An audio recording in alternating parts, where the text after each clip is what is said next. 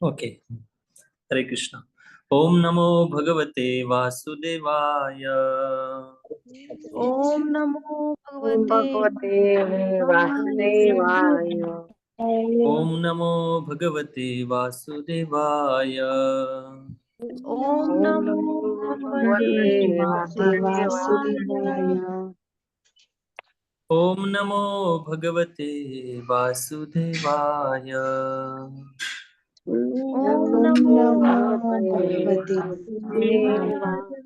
ओम अज्ञानतिमिरन्धस्य ज्ञानाञ्जनशलाकया चक्षुरुन्मिलितं येन तस्मै श्रीगुरुवे नमः। नमः ओम विष्णुपादाय कृष्णपृष्ठाय भूतले श्रीमते भक्तिवेदांत स्वामिनिति नामिने। नमस्ते सारस्वती देवे गौरवाणी प्रचारिणे निर्विशेष शून्यवादी पाश्चात्य देशतारिणे। वाञ्छाकल्पतरुभ्यश्च कृपा सिन्धुभ्येव च पतितानां पावनेभ्यो वैष्णवेभ्यो नमो नमः। जय श्री कृष्ण चैतन्य प्रभु नित्यानंद श्री अद्वैत गदाधर श्रीवासादि गौर भक्तवृंद। हरे कृष्णा कृष्णा कृष्णा हरे हरे। हरे राम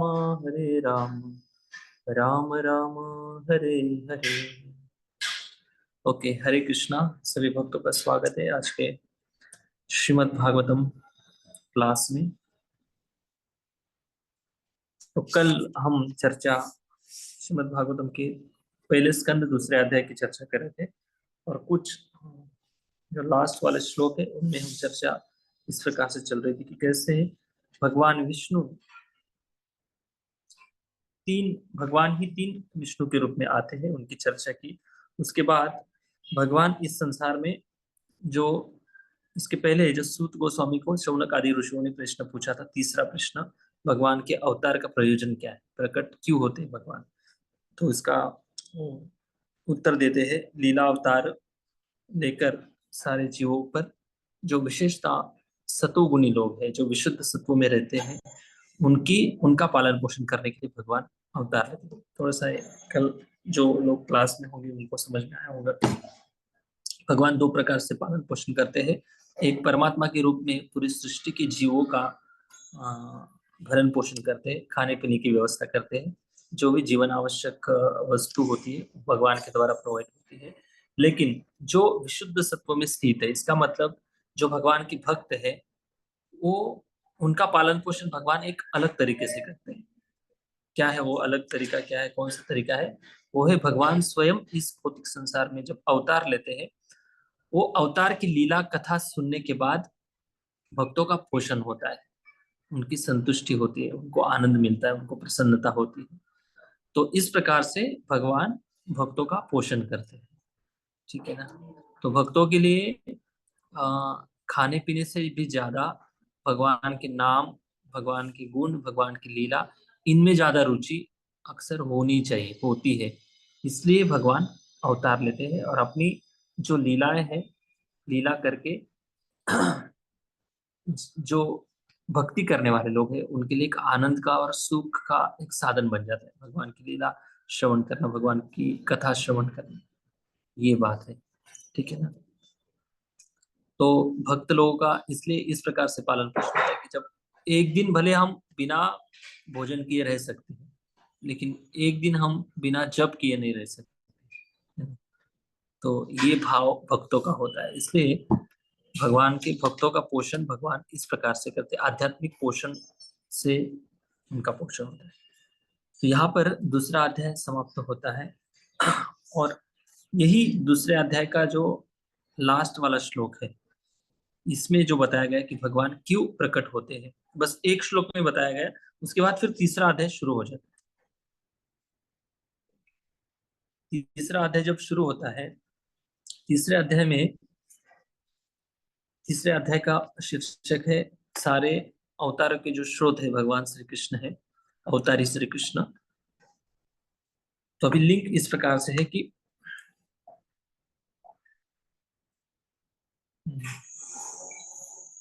पुरुष अवतार का जब वर्णन करते हैं सूत गोस्वामी, उसके बाद अभी वही पुरुष अवतार जो है इस संसार में सृष्टि करते हैं, लेकिन इसका जो मूल है भगवान श्री कृष्ण। अभी वो भगवान श्री कृष्ण कैसे अलग अलग अवतार लेते हैं, कौन कौन से अवतार लेते हैं, इसका वर्णन इस तीसरे अध्याय में किया गया है। अभी इसकी शुरुआत भी भगवान के महाविष्णु से ही होती है। जैसे अभी हम इस सृष्टि में रह रहे हैं, तो इस सृष्टि को किसने बनाया है, यहाँ से अभी ऊपर तक जाएंगे अवतार। फिर लास्ट में 28 नंबर श्लोक में बताएंगे, एते च अंश कला पुंसा कृष्णस्तु भगवान स्वयं इंद्रादि व्याकुलम लोके मृडयंती युगे युगे। हर युग में वही श्री कृष्ण अवतार लेकर आते हैं। तो ये भगवान की अवतार कथा इस तीसरे अध्याय में वर्णन की है। तो इसको हम श्लोक बाय श्लोक एक के बाद एक पढ़ेंगे।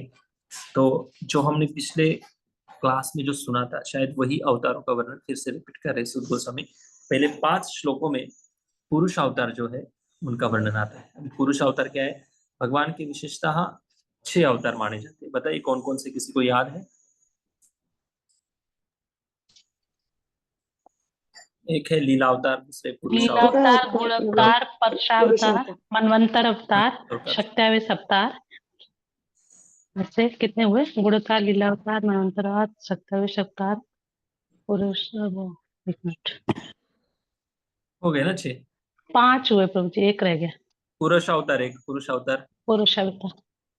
देखिए, गुण अवतार, लीला अवतार, पुरुष अवतार, मनवंतर अवतार, शक्ताविश अवतार, और कौन से रहेगा? युग अवतार। युगा अवतार। Very good. तो ये भगवान के 6 प्रकार के अवतार है, मतलब 6 टाइप के अवतार है। तो एक टाइप में भगवान कई बार अवतार ले भी सकते हैं, ठीक है ना। तो उसमें से जो एक है पुरुष अवतार, तो अभी पुरुष अवतार का वर्णन हो रहा है। पुरुष अवतार मतलब कौन है, ये अभी हम देखेंगे पहले 5 श्लोकों में, ठीक है। और उनके कार्य क्या है, पहले से ऑलरेडी हमने इसको श्रवण कर लिया, थोड़ा फास्ट जाएंगे। पहले 5 श्लोक देखेंगे, आज ट्राई करेंगे करने का प्रयास करेंगे। 1.3.1, ठीक है। Thank you, Hare Krishna. Screen पे शो हो रहा है, देख सकते हैं आप। श्लोक नंबर 1। सूत उवाच उवाच ग्रहे पौरुषं रूपम् जगृहे पौरुषं रूपम् महदादिभिः भगवान् महदादिभिः सम्भूतं षोडशकलम् सम्भूतं सम्भूतं षोडशकलम् षोडशकलम् अदो लोकशिक्षया।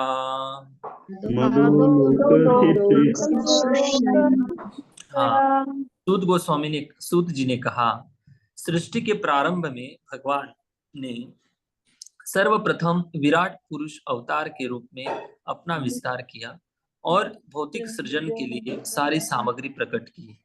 इस प्रकार सर्वप्रथम भौतिक क्रिया के 16 तत्व उत्पन्न हुए। यह सब भौतिक ब्रह्मांड को उत्पन्न करने के लिए किया गया है। अभी भी बात यहाँ पर बताई जा रही है। सुद गोस्वामी कह रहे हैं, जग्रहे पौरुषम रूपम। जग्रह का अर्थ है मतलब उन्होंने स्वीकार किया। कौन सा रूप लिया? पौरुषम रूपम। अभी देखिए, इस श्लोक में कारणोदकशाही विष्णु का वर्णन हो रहा है। जो कारण नाम का जल है, जब कारण इसलिए कहा जाता है उसको क्योंकि वो भौतिक सृष्टि का कारण है। वहां से ही सृष्टि का प्रारंभ हुआ था। अभी VSPA, वासुदेव संकर्षण प्रद्युम्न अनिरुद्ध, ये प्रथम चतुर्युग है। उनसे फिर दूसरा चतुर्युग आता है, वासुदेव संकर्षण प्रद्युम्न अनिरुद्ध। उनमें से फिर लक्ष्मी नारायण आते हैं, उनमें से फिर नारायण से महाविष्णु आते हैं। तो पहले तो श्री कृष्ण से स्वयं रूप श्री कृष्ण है। श्री कृष्ण से बलराम जी आते हैं, बलराम जी से पहला चतुर्युग VSPA, ऐसे 4 नाम से हम जानते हैं शॉर्ट में। वासुदेव संकर्षण प्रद्युम्न अनिरुद्ध, ये 4 चतुर्युग। उनसे फिर दूसरे चतुर्युग, फिर लक्ष्मी नारायण से फिर महाविष्णु आते हैं, जिनका महाविष्णु का नाम है, पहले विष्णु का नाम है कारण उदकशाही विष्णु। उदक मतलब जल। वही जल इस सृष्टि का प्रारंभ का कारण है। जब भगवान विष्णु लेटे हुए होते जल में, और उनका जब सांस छोड़ते हैं वो, पहले श्लोक का ये कर लेंगे। दिखाई माता जी, श्लोक दिखाएं।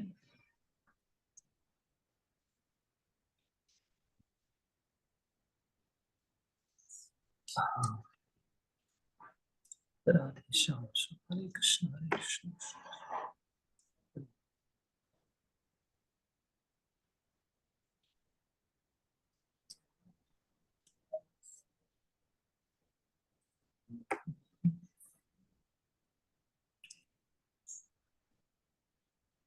Okay, thank you. जग्रहे पौरुषम रूपम, मतलब भगवान सृष्टि के प्रारंभ में एक रूप स्वीकार करते हैं। पौरुषम रूपम, पुरुष अवतार के रूप में, पूर्णांश। भगवान ही एक पुरुष के रूप में रूप स्वीकार करते हैं, लेकिन वो स्वयं भगवान है। देखिए यहाँ पर पुरुष शब्द प्रयोग किया गया है। पुरुष का अर्थ है हमेशा के लिए वो पुरुष है ना। हमेशा के लिए वो पुरुष है, ऐसा नहीं कि वो पहले स्त्री थे फिर पुरुष बन गए, ऐसा नहीं। जैसे हम है, हम कौन है? हम आत्मा है ना। भगवत गीता के अनुसार हमारी असली आइडेंटिटी हम आत्मा है। तो हम आत्मा कभी स्त्री बनती है तो कभी पुरुष बनती है। कोई निश्चित है कि हम स्त्री है अभी इस जन्म में, अगले जन्म में फिर से स्त्री बनेंगे? कोई गारंटी नहीं। हाँ, या पुरुष है तो फिर अगले जीवन में पुरुष ही बनेंगे, ऐसा कुछ भी नहीं। प्रभुपाद जी कहते हैं अगर पुरुष है और किसी स्त्री से अटैचमेंट है ज्यादा, शायद वही पुरुष अगले जीवन में स्त्री बन जाए। हाँ, तो ये बात है। कोई स्त्री है किसी पुरुष पर या किसी पर अटैच है तो वो अगले जीवन में पुरुष बन जाए। लेकिन पुरुष कौन से बनेंगे? मनुष्य का ही पुरुष बनेंगे, ऐसा नहीं किसी भी योनि के पुरुष बन सकते हैं। बहुत जटिल कर्म है। हाँ, तो हम लोग टेम्पररी स्त्री और पुरुष हैं, समझ रहे हैं आप? टेम्पररी है कितने साल के लिए? कुछ सालों के लिए, 40 50 60 सालों के लिए टेम्पररी स्त्री या पुरुष है। अभी जब जैसे हम शरीर छोड़ेंगे हमारे कर्म के अनुसार अगली गति हो जाएगी। लेकिन भगवान ऐसे नहीं है। भगवान अब यहाँ पर पुरुष रूप स्वीकार कर रहे हैं, पुरुष अवतार ले रहे हैं। इसका मतलब पहले पुरुष नहीं थे, ऐसा नहीं है। वो शाश्वत रूप से परम पुरुष भगवान, ईश्वर परम कृष्ण सच्चिद आनंद विग्रह। भगवान हमेशा के लिए पुरुष रहते। भगवान कभी देखिए, भगवान किसी भौतिक जो स्त्री पुरुष में जो भेद होता है, ये भेद से भगवान अवतार नहीं लेते। भगवान हमेशा के लिए पुरुषत्व में रहते, परम पुरुष के रूप में भगवान रहते हैं। तो ये जग्रहे पौरुषम रूपम, भगवान महत आदि भी। जब आदि सृष्टि काल, जब उनको शुरू करनी थी, सृष्टि करनी थी, तब भगवान इस महत, भगवान स्वयं यहाँ पर महत आदि भी, ठीक है मैं बता दूंगा। षोडश, षोडश कलश मतलब षोडश कलम, 16 मुख्य सिद्धांत आदो प्रारंभ में ब्रह्मांड को निर्माण करने के लिए भगवान ने सृष्टि की। लोक सृष्टिजया, क्यों इस सृष्टि का भगवान ने निर्माण किया? क्योंकि सृष्टि करने की इच्छा से भगवान ने ये सब कुछ किया। अभी किसने इच्छा की? सबका एक टाइम आ जाता है। जीवों की इच्छा है कि हमें सृष्टि में भोग करना है, एंजॉय करना है, तो उन जीवों के लिए भगवान ने सारी सृष्टि की है। अभी देखिए यहाँ पर 16 तत्व की बात की गई है।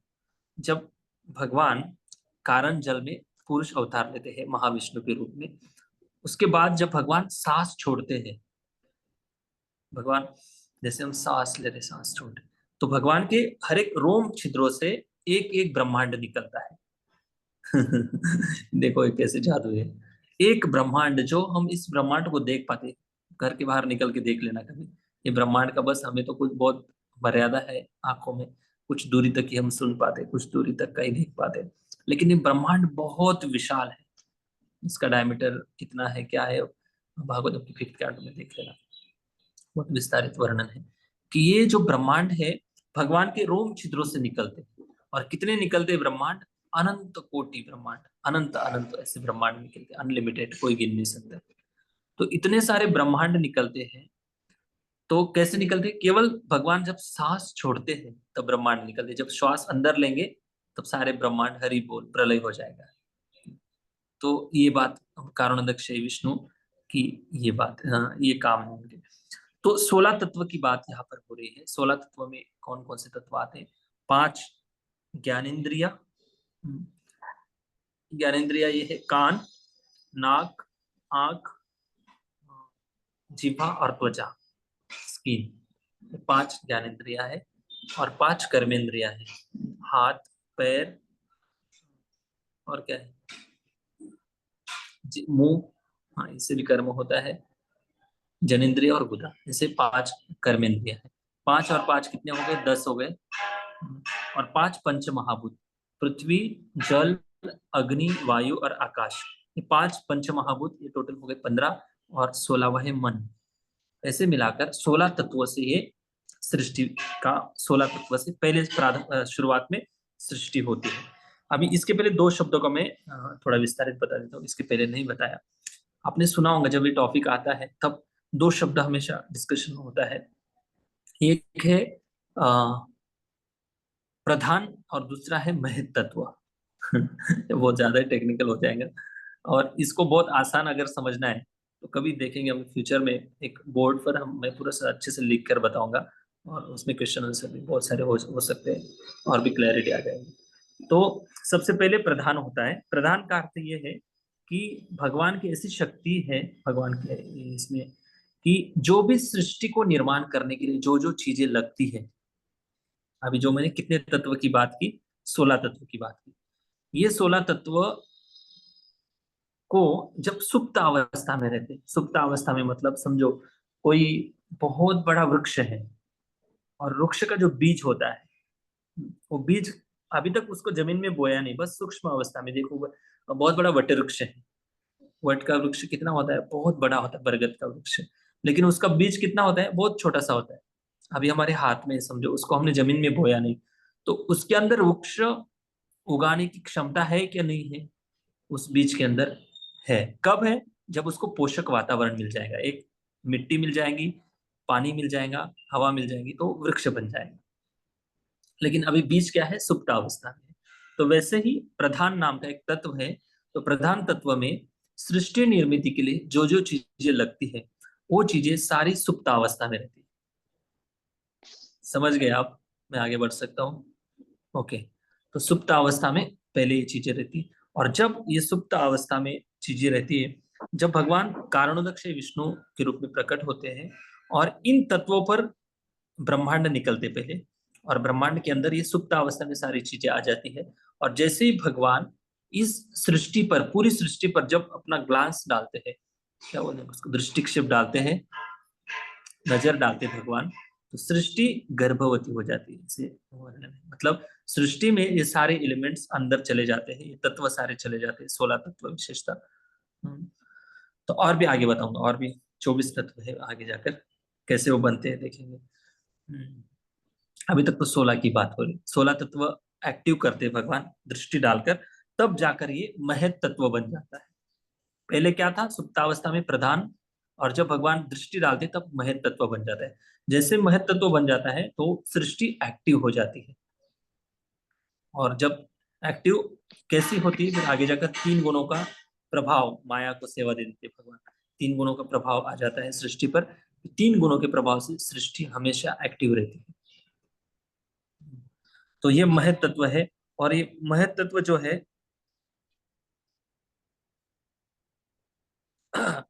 अव्यक्त अवस्था में, मतलब प्रधान अवस्था में अव्यक्त रहते हैं। अव्यक्त मतलब, ये मेरा हाथ देखो, इस तरफ देखो थोड़ा सा, ये जो है व्यक्त है, हाथ दिखाई दे रहा है सबको, ये व्यक्त है और ये अव्यक्त है। अव्यक्त मतलब समेट लेना, और व्यक्त मतलब व्यक्त होना ना। अब हम अपने आप को कैसे कहते, मराठी में कहते ना, क्या स्वतःला व्यक्त करायचे आपल्याला, मराठीमध्ये म्हणतो ना, व्यक्त होणे मतलब अपने आप को प्रस्तुत करना किसी के सामने। वैसे ही सृष्टि जब व्यक्त होती है तब वो महत तत्व बन जाती है, और जब अव्यक्त होती है तो प्रधान बन जाती है। तो ये थोड़ा सा टेक्निकल है। और ये जो आगे जाकर फिर इस सृष्टि में अलग अलग तत्व है, एलिमेंट्स है, जैसे पृथ्वी, जल, अग्नि, वायु, आकाश, 5 तत्व हैं। और इनमें से मैं एक दिन बोर्ड पर लिखकर बताऊंगा, इतना आप समझ लेंगे ना कि भाई कैसे सृष्टि बनती है, और सृष्टि कैसे प्रलय होती है। जैसे चटाई होती है ना, आप सभी के पास योगा मैट होंगी, योगा मैट जब हम बिछाते हैं ऐसे योगा करने के लिए, एक्सरसाइज करने के लिए, तो योगा मैट बिछाते हैं हम, और फिर योगा करके फिर से उसको ऐसे रोल करते हैं, है ना, फिर से रोल कर कर रख देते हैं। वैसे ही सृष्टि है। हाँ, एक एक तत्व कैसे गायब हो जाते हैं, और एक एक तत्व में कैसे दूसरे तत्व बने हुए हैं। ये सारा बहुत डिटेल्स में है, हम कभी मिलेंगे, कभी ऑफलाइन क्लास लेंगे एक दिन, ये सब बता दूंगा मैं, ठीक है। तो ऐसे ही सृष्टि होती है। तो आगे जाकर सारे जीवों को इस पूरे भौतिक ब्रह्मांड में डाल देते हैं ब्रह्मा जी के पास। फिर ब्रह्मा जी उनको अपने काल कर्म स्वभाव के अनुसार जन्म देते, शरीर देते हैं। फिर वही आगे जाकर अभी तक 16 तत्व हुए हैं, फिर और 5 ऐड हो जाते हैं। वो है 5 इंद्रिय विषय। 5 इंद्रिय विषय, शब्द, शब्द स्पर्श रूप रस और गंध। शब्द किसका विषय है, कौन सी इंद्रिय का विषय है? कान का। स्पर्श त्वचा का, स्किन का। शब्द स्पर्श रूप, रूप मतलब देखना, आंखों का, आंखें रूप देखती है ना। शब्द स्पर्श रूप रस, रस मतलब जीवा का, जीवा से हम रस आस्वादन करते हैं, किसी भी पदार्थ का आस्वादन करते हैं। शब्द स्पर्श रूप रस और गंध, गंध मतलब सूंघना, नाक का विषय गंध है। तो ये 5 इंद्रिय विषय अभी तक बने नहीं थे। जब सृष्टि में जीव डाले जाते तब इंद्रिय विषय बन जाते हैं, और ये जीव इंद्रिय विषयों की लालसा में भागते रहते, भागते रहते, भागते रहते, भागते रहते। तो यही सृष्टि को चलायमान करने के लिए इसी प्रकार की सृष्टि को एक्टिव किया जाता है। शायद आप लोग समझ पा रहे होंगे। ओके, हरे कृष्णा। तो ये जो ब्रह्मांड है इस प्रकार से कवर किया गया है। ब्रह्म अंड, अंड के समान ब्रह्म, हम ब्रह्म मतलब दिव्य। और जैसे अंडा होता है ना, अंडा सबने देखा है, देखा है सबने, मैं ये नहीं पूछ रहा हूँ कि सबने खाया है कि नहीं सबने देखा है। तो कैसे अंडे के अंदर कैसे लेयर होते हैं ना, कभी क्या बोलते हैं वो, हमने देखा है, कभी बेचते हुए देखा है, कभी इसको ये नहीं किया। देखो कभी येलो कलर होता है, उसको वाइट होता है, ऐसे लेयर होते हैं ना, और बाहर से पूरा एक कवच जैसे कवर होता है। वैसे ही ये ब्रह्मांड है, ब्रह्मांड के ऊपर भी एक बहुत बड़ा कवच है। इसलिए जो ब्रह्मांड है, ये कवच जो है, ब्रह्मांड को भी एक लेयर है, और एक लेयर दूसरे लेयर से कितने गुना है, 10,000 योजन गुना लंबा लेयर है। भागवत में पढ़ लेना कभी, 5th का पढ़ा होगा, 5वां स्कंद में। मतलब कितने लेयर है शायद, हाँ 5 पंचमहाभूत के भी है और 3 सूक्ष्म भी है। सबसे ज्यादा जो बड़ा लेयर है वो अहंकार का है, मन बुद्धि अहंकार। और ये जो अहंकार है यही बहुत सूक्ष्म रूप से हर एक जीव के हृदय में। एक मराठी में कहावत है ना कि कैसे पिंडी और ब्रह्मांडी, क्या है, ऐसा कुछ है, ऐसा कुछ है। मतलब जो ब्रह्मांड में जो तत्व है वही पिंड में है, मतलब हमारे शरीर में भी है। ब्रह्मांड में जो क्या क्या तत्व है, पृथ्वी है, जल है, अग्नि है, वायु, आकाश है, मन बुद्धि अहंकार, ये 8 तत्व है। वही 8 तत्व हमारे शरीर में भी है, उन्हीं 8 तत्वों से हमारा शरीर बना है। तो उनमें से भी 5 जो तत्व है, इसमें अलग अलग योनियां डिवाइड की जाती है। कि मनुष्य का जो शरीर है, जो पृथ्वी लोक पर रहने वाले जो योनियां है, उनके अंदर पृथ्वी तत्व ज्यादा होता है, मतलब मिट्टी का तत्व ज्यादा होता है। हम कहते हैं ना, मिट्टी का शरीर है, मिट्टी में मिल जाएगा 2 दिन की जिंदगी है, 2 दिन का मेल मिट्टी का शरीर है ना, वो सबसे ज्यादा पृथ्वी तत्व है हमारे शरीर में, इसलिए हम पृथ्वी पर रह सकते हैं। जो जल में रहते हैं उनके अंदर भी पंचमहाभूत है, लेकिन सबसे ज्यादा तत्व कौन सा है, जल तत्व है। पृथ्वी जल पानी तत्व उनके अंदर ज्यादा होने के कारण मछलियां, कछुआ, ये सारे पानी में ज्यादा तक समय तक रह सकते हैं। पंछियों के शरीर में आकाश तत्व ज्यादा है, इसलिए वो आकाश में उड़ सकते हैं, ठीक है। तो अग्नि तत्व जिनमें ज्यादा है वो अग्नि में भी जीव होते हैं, अग्नि अगर प्रज्वलित करेंगे उनमें भी जीव है। या सूर्य लोक में सूर्य जो ग्रह दिखाई देता है हमें, सूर्य ग्रह, जैसे पृथ्वी एक प्लेनेट है वैसे ही सूर्य भी एक ग्रह है, और सूर्य ग्रह पर रहने वाले भी लोग हैं, लेकिन उनका शरीर कैसा है, अग्नि तत्व से ज्यादा बना है। उनके शरीर में ज्यादा अग्नि तत्व होने के कारण वो सूर्य ग्रह पर रह सकते हैं। हम लोग जाएंगे सूर्य सूर्य ग्रह पर, जा सकते हैं हम? नहीं जाएंगे, जाने से पहले ही जल जाएंगे क्योंकि वैसा हमारा शरीर नहीं, ठीक है। तो ये पंचमहाभूत से बना हुआ अलग अलग प्रकार का शरीर है। तो ये जो ब्रह्मांड है, इस ब्रह्मांड को, ब्रह्मांड के अंदर सारे जीवों को डाल दिया जाता है। फिर इस संसार में सारे जीव अपनी अपनी इच्छाओं को पूर्ति करने के लिए अलग अलग योनियां भ्रमण करते रहते हैं। कभी स्वर्ग उठाए, कभी नरक डुबाए, कभी स्वर्ग में जाता है, कभी नरक में जाता है, कभी मनुष्य बनता है, कभी कुछ बनता है। तो इस प्रकार से अलग अलग योनियों में जीवात्मा भ्रमण करते रहता है। लेकिन निकलने के लिए कोई मार्ग है इस ब्रह्मांड से? हाँ, निकलने के लिए भी एक मार्ग है, लेकिन निकलने के लिए मार्ग खुला है। लेकिन जो जाना चाहेगा तब तो ना, किसी की जाने की इच्छा होगी तब तो वो निकले। ऐसा नहीं कि किसी को बांध कर रखा है। जाने के लिए भी मार्ग है और आने के लिए भी मार्ग है। और ऐसा मार्ग बनाया भगवान ने, जो एकमात्र मार्ग है वो है श्रद्धा का मार्ग। जो व्यक्ति श्रद्धा से भगवान का भजन करता है उसके लिए मार्ग खुला हो जाता है। भागवतम का पिछले दूसरे अध्याय में हमने चर्चा किया था, महत सेवा द्वार माहुर में मुक्ते। वो बताते कि महत सेवा अगर करेंगे, भगवान के वैष्णव की अगर सेवा करेंगे, भक्तों की सेवा करेंगे, तो आपके मुक्ति के जो मार्ग है वो खुले हो जाएंगे। मुक्ति के लिए जो वैकुंठ के जो दरवाजे हैं वो खुले हो जाएंगे आपके लिए। लेकिन उसके विरुद्ध बताया गया है, तमोद्वार योषित योषित संगा। तमोद्वार मतलब तमोगुण के द्वार, नरक द्वार। नरक का भी एक द्वार है, लेकिन कैसे? वो नरक के द्वार में अगर एंट्री करनी तो कैसे करना, क्या करना पड़ेगा? हाँ, जो गलत संगति में जाना पड़ेगा। तब वो नरक के द्वार में हम जा सकते। तो ये दोनों बातें अलग अलग दृष्टि से बताई गई हैं। तो इस ब्रह्मांड में निकलने की भी व्यवस्था है, लेकिन जो निकलना चाहे उनके लिए निकलने की व्यवस्था है। तो अक्सर इस संसार में लोग निकलना ही नहीं चाहते हैं। उनको लगता है कि यही जीवन है भाई, जीना यहाँ, मरना यहाँ, इसके सिवा और जाना भी कहाँ है। जॉब करो, ऑफिस करो, पैसे कमाओ, घर बनो, ये करो, ये करना है, वो करना है, इसी में उनको लगता है कि यही जीवन है। इसी में वो लग जाते हैं। और इतना जीवन, मूल्यवान जीवन मिला है, मनुष्य देह भगवान की प्राप्ति करने के लिए मिला है, लेकिन इसके बारे में कोई चिंता नहीं किसी को। बस अपने अपने दुनिया में लगे हुए लोग। तो इसलिए राजा कुलशेखर महाराज जी कहते हैं कि इस संसार का सबसे बड़ा आश्चर्य क्या है? आश्चर्य मेतद मनुष्य लोके सुधाम परित्यज्य विषम पिबन्ति, नामानि नारायण गोचराणि त्यक्त्वान्य भावा कुहका पठन्ति। बहुत सुंदर बताते हैं कि कितना बड़ा आश्चर्य है इस मनुष्य लोक में। आश्चर्य मेतद मनुष्य लोके, इस मनुष्य लोक में लोगों को मनुष्य देह मिला है, ये सबसे पहला भाग्य उनका है। लेकिन अगर चाहे तो वो मुमुक्षत्वम, मुमुक्ष को प्राप्त कर सकते हैं, मतलब मुक्ति को प्राप्त कर सकते हैं अगर चाहे तो, लेकिन नहीं करते ऐसा। क्या करते हैं फिर? सुदाम परित्यज्य विषम पिबन्ति। सुदा मतलब भगवान की कथा, भगवान का नाम, भगवान का गुण, भगवान की भक्ति छोड़कर, इसको सुदा मतलब अमृत के समान।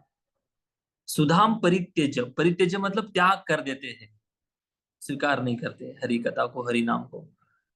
सुधाम परित्यज्य विषम पिबन्ति। विषम मतलब जहर।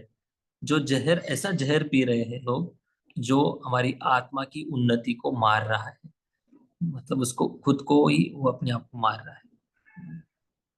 नामानि नारायण गोचरानि, भगवान का नाम इतना सुंदर है। त्यक्त्वान्य भावा कुहका पठन्ति, उसको छोड़कर क्यों अन्य बातें का पठन कर रहे हो? बिना मतलब की बातें, इसकी उसकी, उसकी देरानी, उसकी जेठानी, उसकी शादी, उसका मैरिज, उसका ही, उसका प्रॉब्लम, इधर क्या चल रहा है, यूक्रेन में क्या चल रहा है, ईरान क्या कर रहा है, अमेरिका क्या कर रहा है, इसमें घंटों बिता देते हैं लोग। इसी में जीवन बिता देते हैं, इसी में जीवन बिता रहे हैं। अभी तक उनको शुद्धि नहीं है।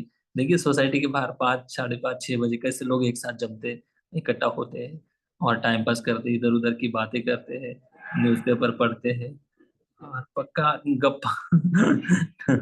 जिंदगी बर्बाद कर रहे हैं लोग। बूढ़े लोग अक्सर देखो, उनको पता ही नहीं, चाहे तो भगवान की भक्ति करने के लिए इतना भगवान ने, इतनी अच्छी व्यवस्था की है भगवान ने। भाई एक एज एज के बाद आप घर में ज्यादा ध्यान देने की आपको जरूरत ही नहीं है।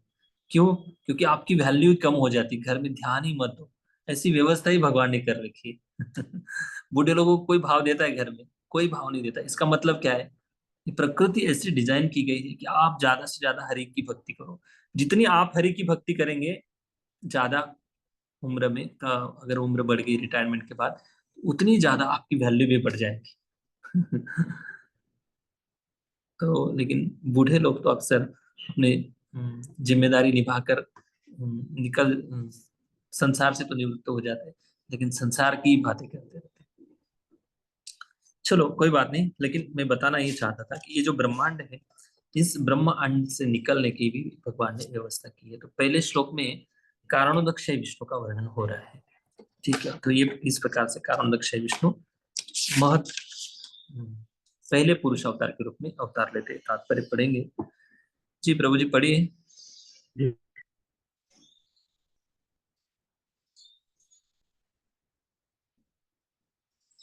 अंशों के विस्तार से इस भौतिक ब्रह्मांडों का पालन करते हैं। अतः यह पुरुष रूप उसी सिद्धांत की पुष्टि है। आदि भगवान वासुदेव या कृष्ण भगवान, जो राजा वसुदेव या राजा नंद के पुत्र के रूप में विख्यात हैं, समस्त ऐश्वर्यों, शक्तियों, यश, सौंदर्य, ज्ञान तथा वैराग्य से परिपूर्ण है। उनके ऐश्वर्यों का एक अंश निराकार ब्रह्म के रूप में प्रकट होता है, तो एक अंश परमात्मा के रूप में। उन्हीं भगवान कृष्ण का यह पुरुष रूप भगवान का मूल परमात्मा स्वरूप है। भौतिक सृष्टि में 3 पुरुष होते हैं और यह रूप जो कारणोदक साई विष्णु कहलाता है, तीनों में से प्रथम है। अन्य रूप हैं गर्भोदक साई विष्णु तथा क्षीरोदक साई विष्णु, जिनके बारे में हम क्रमशः जानेंगे। इन कारणोदक साई विष्णु के रोम कूपों से असंख्य ब्रह्मांडों की उत्पत्ति होती है और प्रत्येक ब्रह्मांड में भगवान गर्भोदक साई विष्णु के रूप में प्रवेश करते हैं। भगवत गीता में यह भी उल्लेख है कि भौतिक जगत निश्चित अवधि के लिए उत्पन्न किया जाता है और फिर विनष्ट कर दिया जाता है। यह सृजन तथा संहार बद्ध जीवों या नित्य बद्ध जीवों के कारण भगवान की इच्छा से किया जाता है।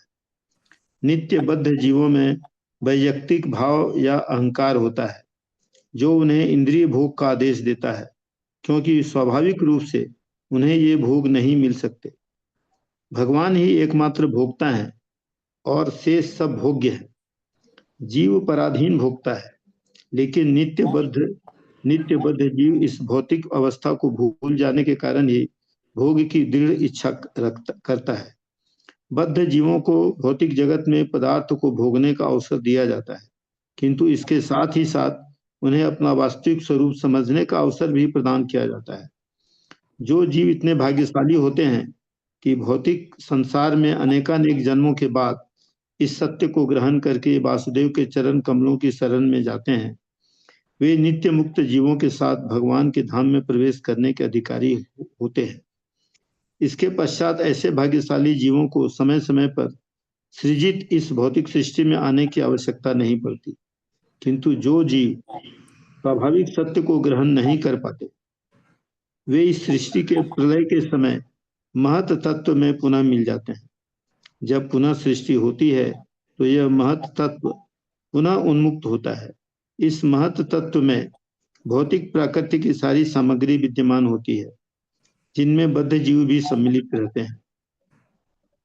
मूलतः यह महत तत्व 16 अंशों में विभक्त किया गया है। ये हैं 5 स्थूल भौतिक तत्व तथा 11 कर्मेंद्रियां। यह स्वच्छ आकाश में बादल के समान होता है। आध्यात्मिक आकाश में ब्रह्म का तेज चतुर्दिक फैला रहता है और समग्र मंडल दिव्य प्रकाश से जाजल्यमान रहता है। इस विस्तृत असीम आध्यात्मिक आकाश के किसी कोने में महतत्व एकत्र होता है और आकाश का जितना भाग महतत्व से ढका रहता है वह भौतिक आकाश कहलाता है। महतत्व का यह भाग संपूर्ण आध्यात्मिक आकाश का नगण्य अंश होता है। इस महतत्व के भीतर असंख्य ब्रह्मांड रहते हैं। ये सारे ब्रह्मांड कारणोदक साई विष्णु या महाविष्णु के द्वारा भौतिक आकाश पर केवल दृष्टिपात करने से उत्पन्न होते हैं। हरे कृष्ण। हरे कृष्ण। आध्यात्मिक आकाश में ब्रह्म का तेज चतुर्दिक फैला रहता है और समग्र मंडल दिव्य प्रकाश से ज्वलयमान रहता है। इस विस्तृत असीम आध्यात्मिक आकाश के किसी कोने में महत्त्व एकत्र होता है और आकाश का जितना भाग महत्त्व से ढका रहता है वह भौतिक आकाश कहलाता है। महत्त्व का यह भाग संपूर्ण आध्यात्मिक आकाश का एक नगण्य अंश होता है। इस महत्त्व के भीतर असंख्य ब्रह्मांड रहते हैं। ये सारे ब्रह्मांड कारणोदक विष्णु या महाविष्णु के द्वारा भौतिक आकाश पर केवल दृष्टिपात करने से उत्पन्न होते हैं। ओके, तो यहाँ पर एक बात बताई जा रही है कि आध्यात्मिक जगत एक शाश्वत जगत है और उस शाश्वत जगत के एक आकाश है, आकाश चिदाकाश कहते हैं, उसमें छोटा सा एक डार्क पॉइंट है, वहां पर सारे ब्रह्मांड के जो भी सामग्री लगती है वो सुप्त अवस्था में रहती है और जब महाविष्णु सृष्टि करते हैं तब उसको एक्टिव किया जाता है। तो ये बात यहाँ पर बताई जा रही है। तो पहले हो गए कारणोदक्षय विष्णु, दूसरे हुए गर्भोदक्षय विष्णु का वर्णन 2 नंबर श्लोक में। सब लोग बोलिए मेरे पीछे, दूसरा नंबर श्लोक। यस्यांबसी शयानस्य यस्यांबसी शयानस्य योगनिद्रामितन्वतः योगनिद्रामितन्वतः नाभि ब्रह्मा नाभि नाभि दाम्बुजादाति नाभिहृदाम्बुजादासी ब्रह्मा विश्वसृजाम्पतिः। ब्रह्मा विश्वसृजाम्पतिः। हाँ, पुरुष के एक अंश ब्रह्मांड के जल के भीतर लेटते हैं। उनके शरीर के नाभि सरोवर से एक कमल नाल अंकुरित होता है और इस नाल के ऊपर खिले कमल पुष्प से ब्रह्मांड के समस्त शिल्पियों के स्वामी ब्रह्मा प्रकट होते हैं। क्लियर हो रहा है सबको? ये ब्रह्मा जी प्रकट हो रहे, मतलब कौन से विष्णु है ये? गर्भोदक्षय विष्णु, जो ब्रह्मांड के अंदर प्रवेश किए हैं। अभी पहले जो कारणोदक्षय में जो विष्णु थे उनके ही एक अंश अवतार, अंश रूप में ब्रह्मांड के अंदर प्रवेश करते हैं और उन ब्रह्मांड के अंदर जो प्रवेश हुई जो गर्भोदक्षय विष्णु है उनके नाभि से कमल निकलता है और उस कमल पर ब्रह्मा जी जन्म लेते हैं। ठीक है, ये दूसरे पुरुष का वर्णन हो रहा है, पुरुष अवतार का वर्णन हो रहा है, ये दूसरे पुरुष हो गए। ठीक है, प्रभु जी तात्पर्य पढ़िए।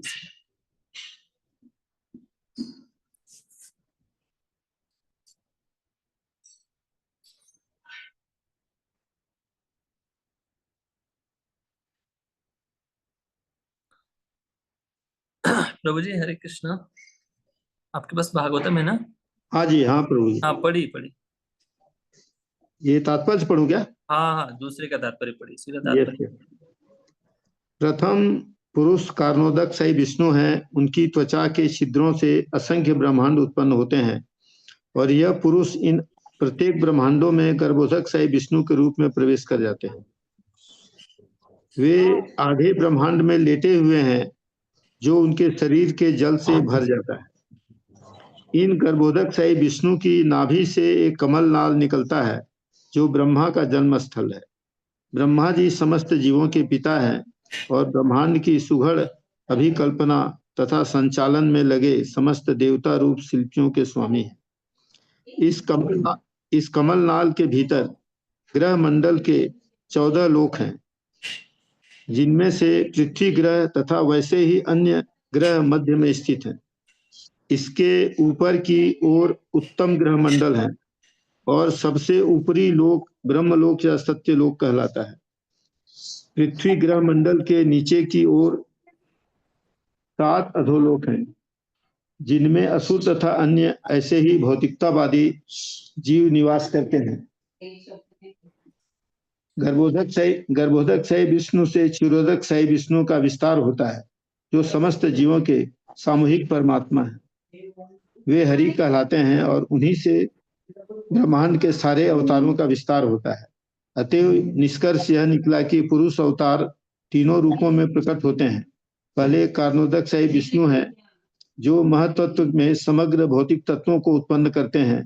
दूसरे गर्भोदक्षय हैं जो प्रत्येक ब्रह्मांड में प्रवेश करते हैं और तीसरे क्षीरोदक्षय विष्णु हैं जो प्रत्येक भौतिक पदार्थ, चाहे वह जैव हो या अजैव, सबके परमात्मा है। जो व्यक्ति भगवान के इन पूर्ण रूपों को जानता है वह ईश्वर को ठीक से समझता है। इस तरह का ज्ञाता जन्म, मृत्यु, जरा तथा व्याधि की भौतिक स्थिति से मुक्त हो जाता है, जैसा कि भगवत गीता में भी इसकी पुष्टि हुई है। इस श्लोक में महाविष्णु के विषय में सारांश दिया गया है। महाविष्णु अपनी मुक्त इच्छा से आध्यात्मिक आकाश के कुछ भाग में लेटे रहते हैं इस तरह वे कारण सागर में लेटे हुए प्रकृति पर दृष्टि फेरते हैं, जिससे तुरंत महतत्व की सृष्टि होती है।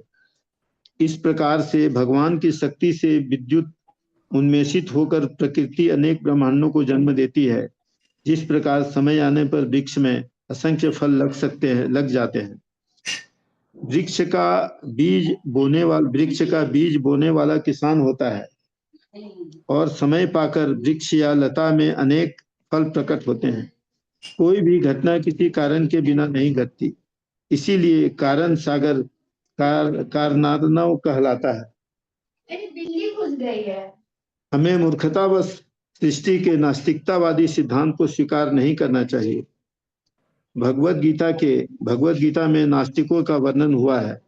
नास्तिक सृष्टा पर विश्वास नहीं करता, किंतु वह सृष्टि का कोई अच्छा सिद्धांत भी नहीं दे सकता।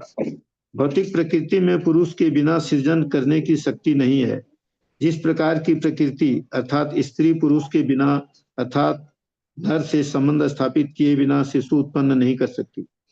पुरुष गर्भाधान करता है और प्रकृति प्रसव करती है। जिस प्रकार बकरे के गले में लगी मांसल थैलियों से दूध की आशा नहीं की जा सकती, यद्यपि वे स्तन जैसी लगती हैं, उसी प्रकार हमें भौतिक तत्वों से किसी प्रकार की सृजनात्मक शक्ति की आशा नहीं करनी चाहिए। हमें पुरुष की शक्ति में विश्वास करना चाहिए, जो प्रकृति का गर्भाधान करने वाले हैं। क्योंकि भगवान की इच्छा ध्यान मग्न होकर लेटने की थी, अतः भौतिक शक्ति ने तुरंत असंख्य ब्रह्मांड उत्पन्न कर दिए और इनमें से प्रत्येक में भगवान लेट गए। इस प्रकार भगवान की इच्छा से तुरंत ही सारे ग्रह तथा विभिन्न सामग्री उत्पन्न हो गई। भगवान में अनंत शक्तियां हैं, अतः वे इच्छानुसार अपनी योजना पूरी करते हुए कार्य कर सकते हैं। यद्यपि वे स्वयं कुछ नहीं करते, कोई न तो उनके तुल्य है न उनसे बढ़कर, यही वेदों का निर्णय है। हरे कृष्णा। ओके, थैंक यू प्रभु जी। हरे कृष्ण। हाँ, तो प्रकृति जो है स्वतंत्र रूप से काम नहीं करती है। इस प्रकृति को एक्टिव करने के लिए एक पुरुष की आवश्यकता होती है, और वो पुरुष है महाविष्णु, और वही भगवान अपने अलग अलग विस्तार रूप लेकर अवतार लेते हैं। तो यहाँ पर रूपा जी एक उदाहरण दे रहे हैं कि बकरी की गले में जो स्तन होते हैं, किसने देखे हैं बकरी की गले के स्तन? हाँ, गाँव में वो जो होंगे उन्होंने देखे होंगे। बकरी की गले में भी स्तन होते हैं, लेकिन उनसे दूध की अपेक्षा नहीं की जाती है। वो स्तन थोड़ी ना दूध देते हैं। वैसे ही प्रकृति की स्वयं रूप स्वतंत्र रूप से सृष्टि करने के लिए क्षमता नहीं है। वो क्षमता नहीं है प्रकृति के अंदर। जब तक भगवान उसको एक्टिव नहीं करेंगे, शक्ति नहीं डालेंगे, दृष्टि नहीं डालेंगे, तब तक ये प्रकृति एक्टिव नहीं होगी। 3, 4, 5 3 श्लोक बाकी है, हम अगले क्लास में चर्चा करेंगे।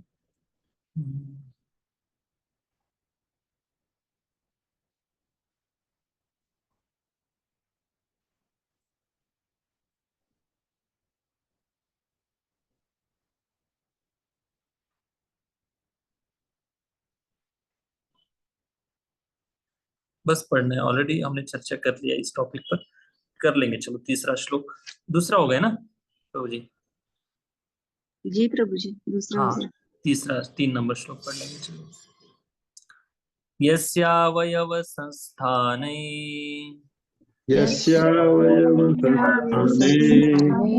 लोक विस्तरः कल्पितो लोकविस्तरः त्वयि भगवतो रूपं शुद्धं सत्त्वमूर्जितम्। हाँ, देखिए 2 नंबर श्लोक में हमने देखा कि कैसे पहले 1 नंबर श्लोक में देखा कारणोदक्षय विष्णु आए, उनसे निकले गर्भोदक्षय विष्णु जो ब्रह्मांड के अंदर प्रवेश किए। अभी आगे देखिए, ऐसा विश्वास किया जाता है कि समस्त ब्रह्मांड के ग्रह मंडल पुरुष के विराट शरीर में स्थित है, किंतु उन्हें सर्जित भौतिक अवयवों से कोई सरोकार नहीं होता। उनका नित्य आध्यात्मिक अस्तित्व में है, जिसकी कोई तुलना नहीं है। देखिए, अभी ऐसा लग रहा है कि भगवान इस संसार में आए हैं, लेकिन वो इस संसार के नहीं है।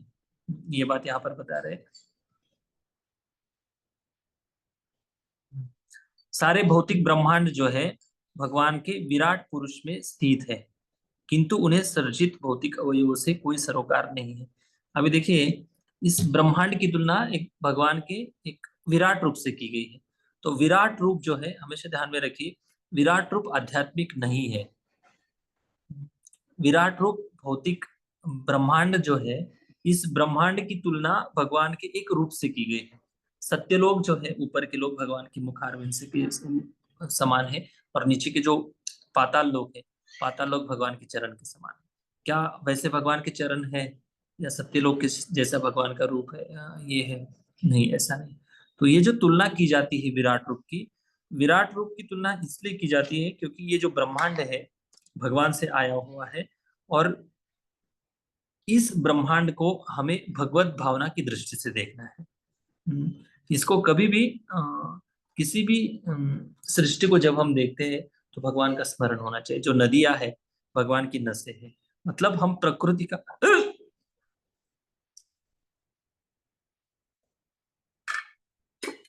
का कभी हम शोषण नहीं करेंगे। ऐसे अगर आध्यात्मिक भावना से अगर हम भगवान की प्रकृति को देखेंगे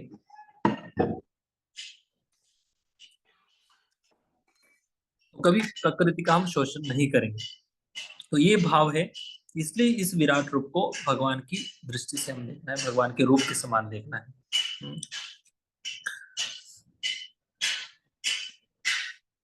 जी प्रभु जी, तात्पर्य पढ़ लीजिए। हरे कृष्ण। तात्पर्य: परम सत्य के विराट रूप या विश्व रूप की धारणा विशेष रूप से नवदीक्षितों के लिए है, जो भगवान के दिव्य रूप के विषय में सोच सकने में अक्षम होते हैं। उनके लिए रूप का अर्थ इस भौतिक जगत से संबद्ध कोई वस्तु है। अतः प्रारंभ में भगवान की शक्ति के विस्तार पर ध्यान एकाग्र करने के लिए ब्रह्म की विरोधी कल्पना आवश्यक होती है। जैसा कि ऊपर कहा जा चुका है, भगवान महतत्व के रूप में अपनी शक्ति का विस्तार करते हैं, जिसमें सभी भौतिक अवयव सम्मिलित रहते हैं। एक तरह से भगवान की शक्ति का विस्तार तथा स्वयं भगवान एक हैं, किंतु साथ ही साथ महतत्व भगवान से भिन्न भी है। फलस्वरूप भगवान की शक्ति तथा भगवान एक ही साथ भिन्न तथा अभिन्न है। इस तरह विराट रूप की अवधारणा विशेष रूप से निर्विशेषवादियों के लिए भगवान के नित्य रूप से अभिन्न है। भगवान का यह नित्य रूप महतत्व की सृष्टि के पहले से विद्यमान रहता है, और यहाँ पर इस बात पर बल दिया गया है कि भगवान का नित्य रूप प्रकृति के गुणों से परम आध्यात्मिक या दिव्य है। यही दिव्य रूप भगवान की अंतरंगा शक्ति से प्रकट होता है, और अनेक अवतारों के रूप में उनका स्वरूप वैसे ही दिव्य गुण वाला बना रहता है। उसमें महतत्व का किंचित स्पष्ट तक नहीं रहता। Hare Krishna. Okay, Hare Krishna, thank you. कोई प्रश्न है? हरे कृष्ण प्रभु जी। यस, मनुष्य देहात अग्नि तत्व आणि आकाश तत्व कोणत्या रूपात असते? क्या समझा नहीं माता जी, फिर से रिपीट करें। मनुष्याच्या शरीरात अग्नि तत्व आणि आकाश तत्व कोणत्या रूपात असते? ओके, अग्नि तत्व जो है हमारे शरीर में एक सबसे पाचन शक्ति जो है, पाचन शक्ति ये अग्नि के रूप में है, ये भी एक अग्नि है। और दूसरा है आकाश तत्व। आकाश तत्व का अर्थ है कि स्पेस, आकाश मतलब अंदर, हमारे अंदर क्या बोलते कैसे समझेंगे? आकाश तो जैसे बांबू होता है ना, बांबू के अंदर क्या बोलेंगे प्रभु जी उसको हिंदी में? बांबू अंदर से खोखला होता है ना, मराठी मध्ये पोकळ म्हणतात। वैक्यूम। हाँ, तो अभी देखो हमारे शरीर में आकाश तत्व है, पृथ्वी जल अग्नि वायु आकाश। हाँ, आकाश तत्व का मतलब ये है कि शरीर में हमारे अंदर ऐसा नहीं कि पूरा शरीर पैक किया गया है, ऐसा नहीं, बीच बीच में स्पेस है। वो जो स्पेस है वो आकाश तत्व है। बस स्पेस मतलब गैप है। जैसे अगर ओपन करेंगे तो अंदर ये नलिका है, स्पेस है ना इसके अंदर। पेट में भी स्पेस है, घुटने में भी थोड़ा बहुत जॉइंट है, लेकिन स्पेस भी है। तो ये आकाश तत्व है सब जगह पर। और वायु तत्व भी है।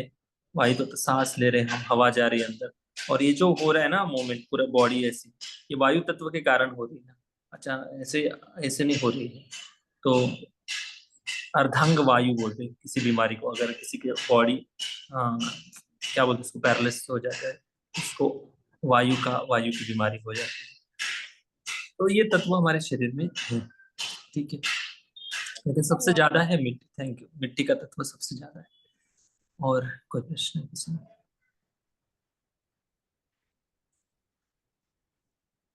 ओके, हरि बोल, हरे कृष्णा।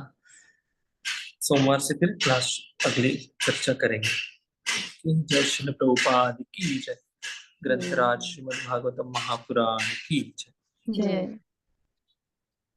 प्रभु जी के लिए 3 बार हरि बोल, हरि बोल, हरि हरि बोल, हरि बोल, हरि बोल। हरि बोल, हरि बोल। हरे कृष्णा।